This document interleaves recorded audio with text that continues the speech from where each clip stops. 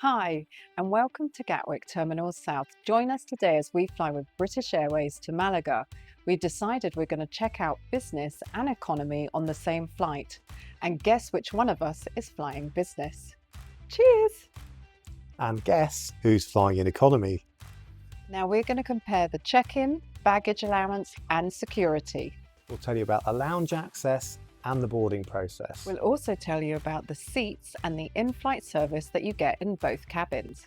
And finally, any differences in the arrival at Malaga. And of course, at the end of the video, we'll tell you how much it costs to fly in each cabin and give you an honest opinion as to whether we think it's worth it. We flew from Gatwick, where the business class check-in is separate but not as grand as the one at Terminal 5 Heathrow. We did have a bag to check, so elected to use the staffed business check-in desks. Ironically, both the self-bag drop area and staffed economy desks would have been quicker, although that's not always the case. My bag was tagged with one of these orange tags, which in theory means that it's delivered first at destination. Maybe that's the key reason to use the dedicated business class check-in desks, to ensure you get the priority tag. I'm not sure if you'd get one at the self-bag drop. Maybe someone who knows can let us know in the comments. The checked bag allowance is, on paper, one of the standout benefits of flying business. You get 2 massive 32 kilo checked bags included, in addition to 2 carry-on items, one of which could be a huge wheelie weighing up to 23 kilos.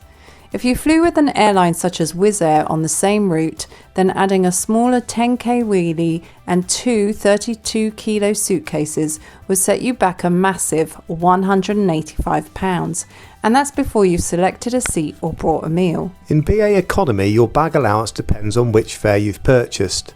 The Eurotraveller basic fare that I bought, the name of which, by the way, in my opinion, does not really do the offering justice compared to the likes of EasyJet, Ryanair and Wizz Air, includes 2 carry-on items, including the massive 23 kg generous wheelie, as well as an underseat backpack or similar. Buying the next economy fare level up gets you the same carry-on allowance plus a single 23 kg checked bag. We'll talk about pricing at the end. As a business class customer, you get fast track through security at airports where it's offered. It's available at many but not all of BA's destinations. It is available at Gatwick and Heathrow's Terminal 3 and 5. Whether this is a significant perk does again depend on the time of day. For our flight there was no queue for either regular or fast track security. With airports including Gatwick increasingly deploying advanced scanner technology, which means you don't need to empty half the contents of your bags into the tray, hopefully security will become less of a hassle regardless of which queue you are in. For some, lounge access is one of the reasons to choose business class. The business lounges at Heathrow and Gatwick are of a high standard, although often crowded and less relaxing than is ideal. This is likely to change as fewer travellers will get lounge access with their silver or higher status due to BA's controversial executive club changes. Personally, I'll be a loser, giving up my silver status next spring. But despite that, I'm probably one of the few who thinks that the changes were long overdue. Silver is the sweet spot because it provides free seat selection and, crucially, lounge access on every flight. The lounge at Gatwick is pleasant and has nice views over the South Terminal apron and onto the runway. The food is good and pretty much the same as you'll get at Heathrow, and there's a good selection of alcohol, hot and cold drinks. If you value the lounge as part of your business experience, then it's well worth noting that BA has very few of its own dedicated lounges at airports outside Heathrow and Gatwick. Whilst you will typically get access to a lounge, it may well be a third-party lounge run by a contractor and will be shared with numerous other airlines, and likely offer access via Priority Pass or similar as well. These lounges vary tremendously in quality and in our experience rarely live up to BA's own standards. Let's move on to boarding now. BA boards its aircraft by group numbers. Lowest first. Flying short-haul business means that you'll be in Group 1, so pretty much first on. For many, it's nice to be able to get on board, stow your bags and sit down. Getting on early typically means you're more likely to find overhead locker space for your larger carry-on bag. But in the business cabin this is less of an issue because there are less passengers per locker. For economy class passengers, your group number is determined by your frequent flyer status amongst other things. BA's carry-on bag allowance for all passengers is one of the most generous in Europe, but it does have one potential disadvantage. When your flight is very busy, it's common for some passengers to be asked to check their larger carry-on bag into the hold. Whilst this is free, you'll have to wait at the baggage belt, which might mess up your onward connection plans a bit. So, whilst not advertised or widely acknowledged as such, we think that one of the unsung advantages of travelling in business is that you are much less likely to be required to check your bag into the hold. Economy boarding for our flight was a bit messy. The flight was completely full and the ground staff had decided to board economy class passengers via a jet bridge and also the rear steps, entailing passengers seated towards the back of the aircraft, carrying their bags down some stairs, across the apron and back up the aircraft steps. For low-cost carriers such as Ryanair, this is common practice, but in our case it resulted in chaos in the cabin, as some passengers seated at the back had declined to carry their bags down the stairs. They boarded at the front, then had to cross over in the aircraft aisle, passengers boarding from the back. Let's take a look at the seats. British Airways uses a seating system which allows them to flexibly adjust the number of rows of business class seats.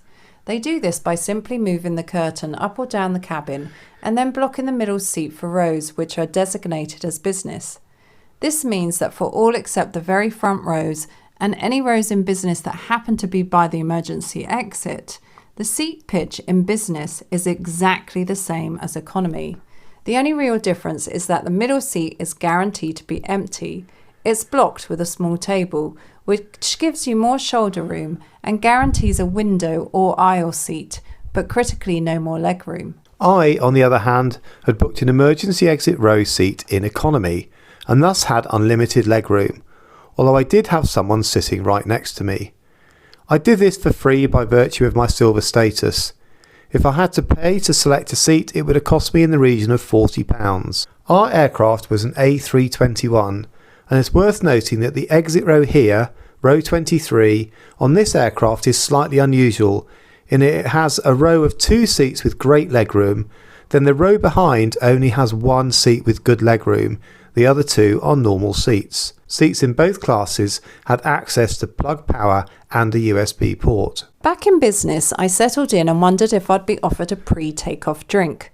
Despite having a particularly long taxi, no drink was forthcoming, nor were hot towels for that matter. We were given this menu half an hour after takeoff, and then 20 minutes later, that's a full 90 minutes after boarding, I was offered a drink. My beer arrived, but there were no nuts or snacks to go with it. Nearly 90 minutes after takeoff, we were served dinner. I requested the Thai chicken curry and was offered a bread roll, but I had to specifically request another drink.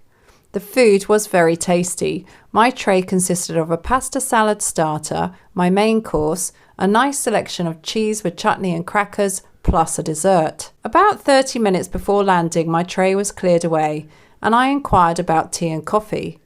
The crew member replied that they did not have time to serve hot drinks because there were 13 rows of business class seats on this flight, and the crew was not sufficient for the service.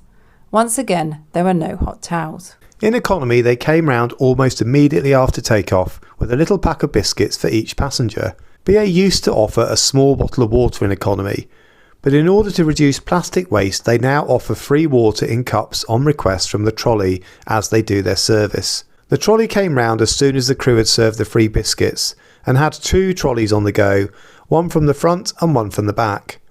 All food from the trolley is paid for either by credit card or by using Avios. Prices are consistent with low-cost carriers such as Wizz Air, although the quality is arguably better. We landed on time, and being in row 6, I was off the aircraft nice and quickly for the long walk to immigration. My bag was one of the first to be delivered, so the orange tag did its job. Now, I had paid £60 for my one-way fare, which included no checked bag. To make a more direct comparison, the equivalent fare with a checked bag was £81. Whilst not directly in scope for this video, you might be interested to know that adding a wheelie and 20 kg checked bag to a Wizz Air flight from Gatwick to Malaga costs an additional £78.50 over and above the standard fare. My business class ticket cost me £184, in other words £103 more for the nearest comparable economy fare. Personally, I struggle to justify that difference, particularly given the poor service we received in business on this flight. If you did have heavy luggage, then the numbers definitely add up better. A quick search suggests that adding two 32 kilo check bags to an economy class booking bumps the price up by a massive £195 compared to having just one 23 kilo checked in case. This is in addition to the £81 fare that John paid.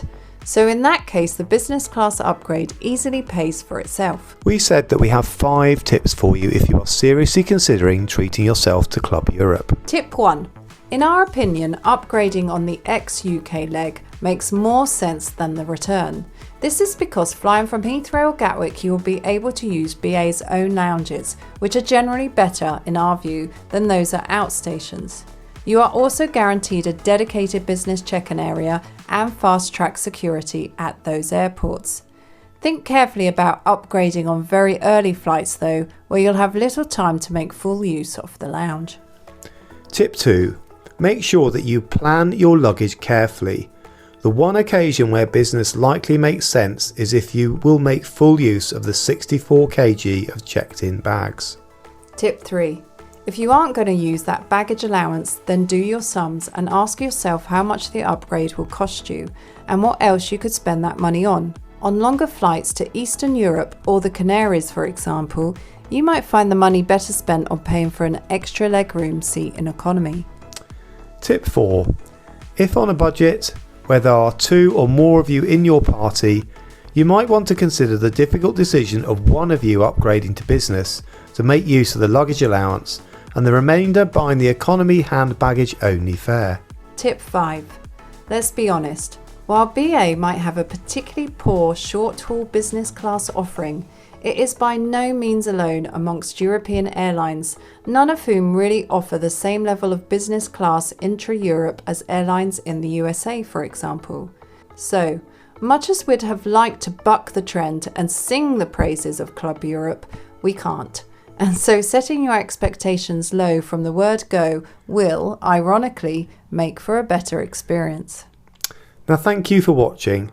Don't forget that we have a very popular review of British Airways Premium Economy on our channel, as well as a critical review of the Premium Economy concept overall. So why not head over there next?